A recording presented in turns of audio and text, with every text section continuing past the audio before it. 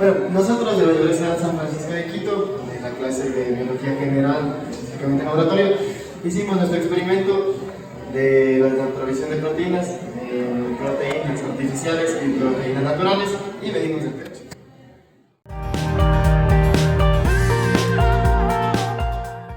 Proteínas están formadas por aminoácidos que a su vez están formadas por la unión del grupo amino con un ácido carboxílico. Dichas moléculas se unen con otros aminoácidos para formar enlaces peptídicos y generar una proteína. Dicha proteína tiene una estructura y función determinada, pero existen varios factores que pueden afectar esto y descomponerla para generar la pérdida de estructuras y funciones. Se conoce como desnaturalización. La desnaturalización de las proteínas ocurre cuando hay una alteración en sus estructuras. Esto se debe por la alteración de las interacciones de los grupos de R de las proteínas. La pérdida de las estructuras se debe a cambios en la temperatura y el pH. Cuando el pH de una proteína cambia, los grupos R básicos y ácidos pierden sus cargas iónicas y no pueden formar puentes salinos, lo que produce un cambio en la forma y estructura de las proteínas. Otra razón por la que las proteínas se desnaturalizan es el calor o la temperatura. Ya que el calor tiene un efecto sobre las proteínas, esto se debe a que el calor rompe los enlaces de puentes de hidrógeno y las interacciones hidrofóbicas entre los grupos de R de las proteínas. Los objetivos de este experimento son comparar el pH de las muestras antes y después de colocarse el ácido y la base para determinar si este cambio provoca la desnaturalización de la proteína. También determinar qué cambios se producen en la proteína al cambiar su pH en ácido o básico, para observar y cuantificar cómo se altera su estructura al manipular el pH. Finalmente, determinar la existencia de proteínas en las muestras mediante la comparación de su grado de desnaturalización para conocer si realmente existió una proteína en la muestra. Nosotros nos planteamos dos hipótesis. La hipótesis alternativa, que dice que si se hace un cambio drástico en el pH, entonces la proteína se va a desnaturalizar.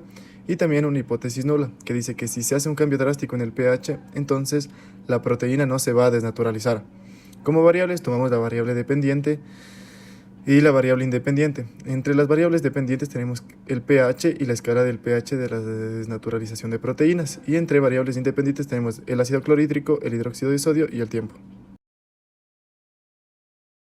Materiales a utilizar: 1 ml de ácido clorhídrico, 1 ml de hidróxido de sodio, tiras indicadoras de pH, 8 ml de proteína artificial líquida, 8 ml de proteína natural del huevo, 8 ml de proteína natural del hígado, 6 tubos de ensayo, una gradilla, 6 pipetas y tiras de pH.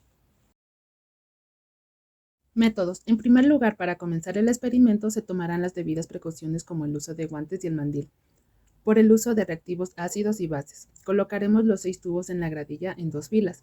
Seguido a esto, con las pipetas colocaremos 8 ml de cada proteína en sus tubos de ensayo respectivos. Seguido medimos el pH con las tiras y anotamos con cuidado colocar 1 ml de ácido clorhídrico en los tubos del lado izquierdo y 1 ml de hidróxido de sodio en los tubos de la derecha. Después mezclar las muestras y colocarlas en la gradilla. Finalmente, observar las muestras y medir con las tiras de pH para ver qué tan grande fue el cambio de pH. Y según eso comparar qué tan desnaturalizada está la proteína. Al finalizar la parte experimental se registraron el cambio de pH de cada una de las proteínas. Posteriormente se organizó una tabla que especifica el pH en proteínas naturales y artificiales y su variación desde el tiempo inicial hasta ser expuestas al hidróxido de sodio y al ácido clorhídrico. Una vez obtenida la tabla, se realizó a través de la cuantificación del pH de cada una de las proteínas, un diagrama de barras que nos permite evidenciar gráficamente cuál fue la variación en la medición del pH desde el tiempo inicial hasta exponerla al ácido y a la base. Las hipótesis planteadas fueron dos alternativas y nula. En el proyecto realizado se demostró que la hipótesis nula es la que se descarta, ya que se pudo observar un cambio drástico en el pH. Esto quiere decir que se desnaturalizan las distintas proteínas. Por ejemplo, el pH natural del hígado fue de 5, con el ácido disminuyó a 0 y con el básico aumentó a.